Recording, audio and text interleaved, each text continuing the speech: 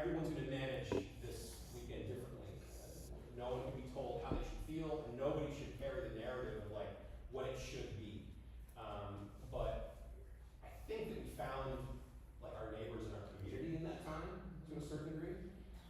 And if we can, in the years to come, because now this is when this weekend's going to be, this festival's going to be every year. If we can lean into that part of it, that we found some really good parts of ourselves in our community in that moment, then that could be something pretty special. And so we're going to do that in Town Square at 2 o'clock on Sunday.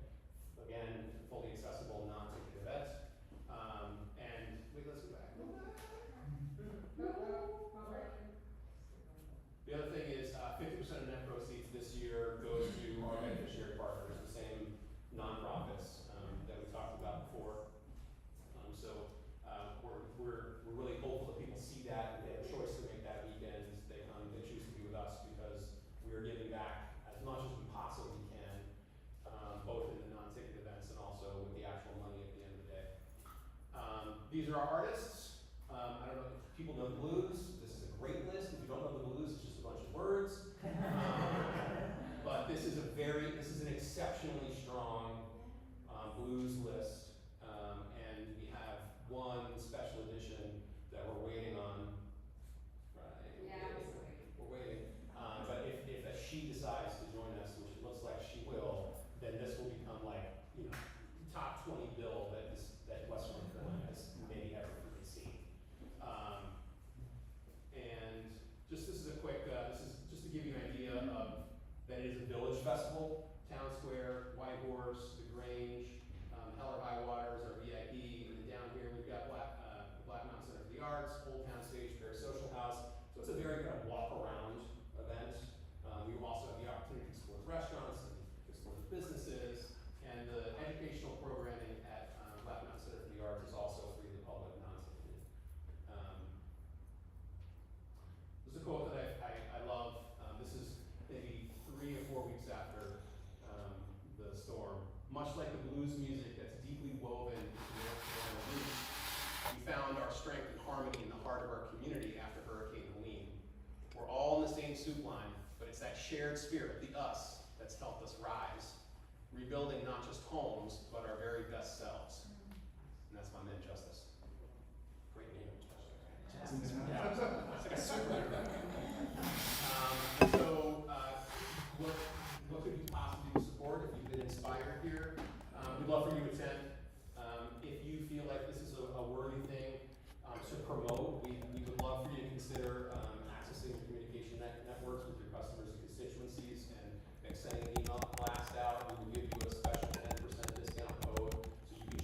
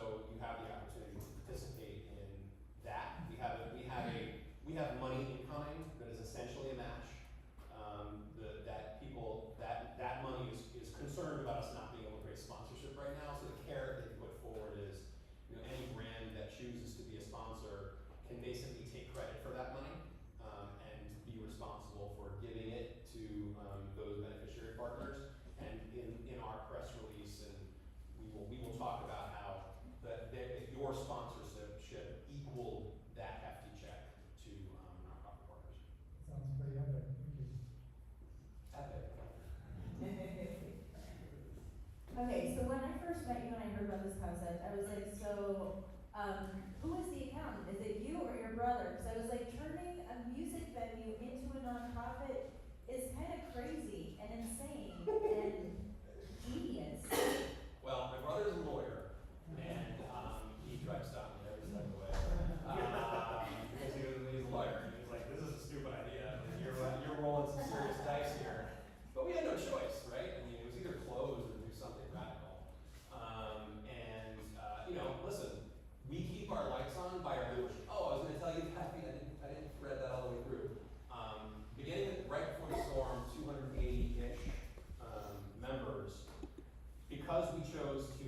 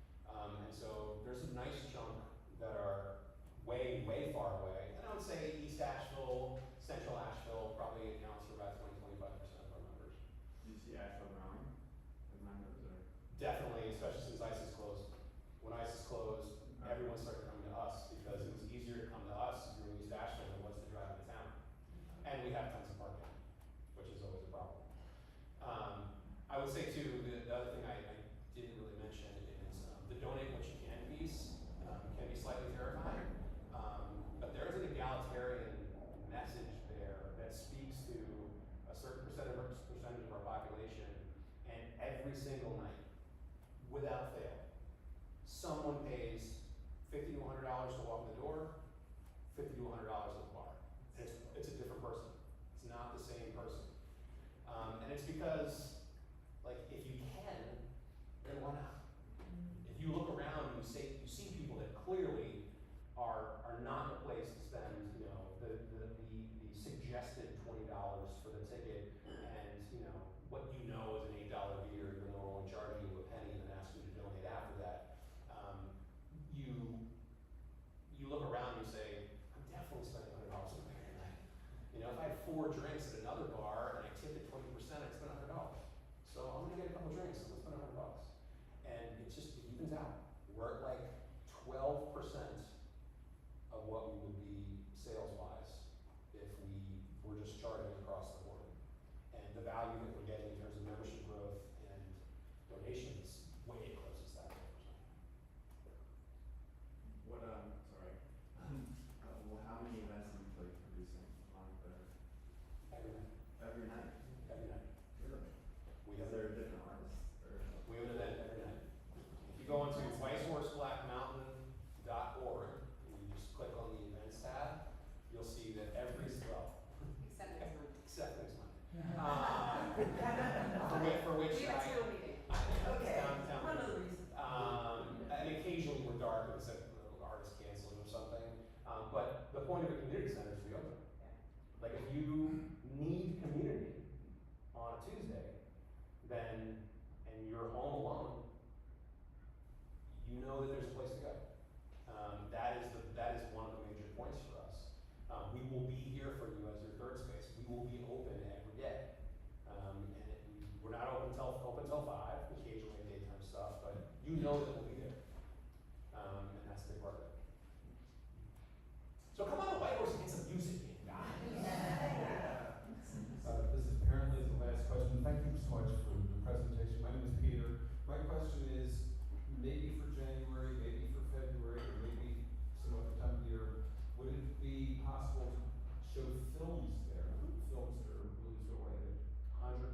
In fact, as part of the Blues Festival, we have a small blues film series leading up to the Blues Festival. The Saturday of the Blues Festival, we have a blues documentary about a blues society in Memphis that basically had their second ever festival the year that MLK was assassinated. And it's a tremendous story. And there's people who live locally that are part of the story, so it's really exciting. We will have, this coming April, it won't be the Black Mountain Blues Society, it will be another organization that both Allison and I are associated with, are gonna have a film festival. So in April, we'll have a film festival. White Horse will be the primary place. So we have a tremendous screen, like top of the line projector, unbelievable sound. If you wanted to show a movie there, that is very easily done. I know I said that was the last question, but I have one more question. How do you do the liquor laws of the like, how does it, should we ask? So your attorney? there's a for-profit entity that rents the space and does is the short answer. Okay. Yeah. Yeah, And no, it gets a little complicated here, and anybody that wants to hear about it, I'm perfectly willing to give a 5-minute spiel, but we layered a for-profit around the nonprofit, so all of the alcohol liability sits with the for-profit. So the nonprofit is completely and utterly isolated to just do its work. Well, this has been amazing. Who's inspired?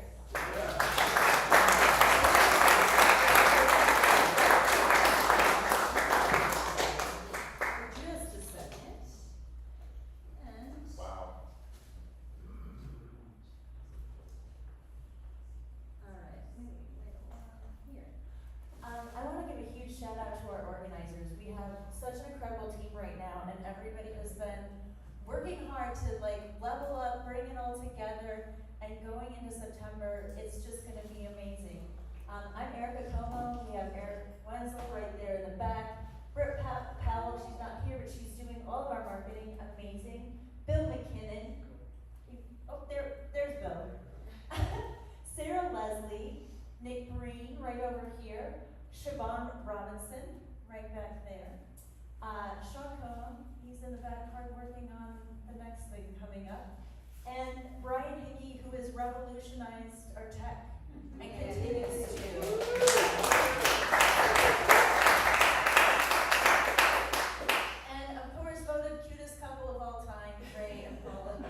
We can move that along. So our event sponsors are Charlie and Troy Ball, they generously donate the space each week, Western Carolina University, SCORE, Patrick O'Kane with EOS, ERC Broadband, Mountain Bizworks, Hatch Co-working, Dynamite Coffee Roasting Company, the Brookshire Garside Group, Goldman Sachs, 10,000 Square Businesses, and now Brit & Co, who's doing all of our marketing. You might have noticed, we have some new name tags, right here. Peter, do you have yours? I have mine now. We're doing a little sponsorship thing, so if you want to help support 1 Million Cups, you get a name tag, you get a mug, and you get to show up each week with your brand new name tag. They came out really, really nicely. We're super excited. Coming up, next week we are taking the month off for August. The first week back will be Entrepreneurship Week here in Asheville, so there's going to be a lot of fun things planned. But tomorrow, is that tomorrow? Yeah, it is tomorrow. Yes.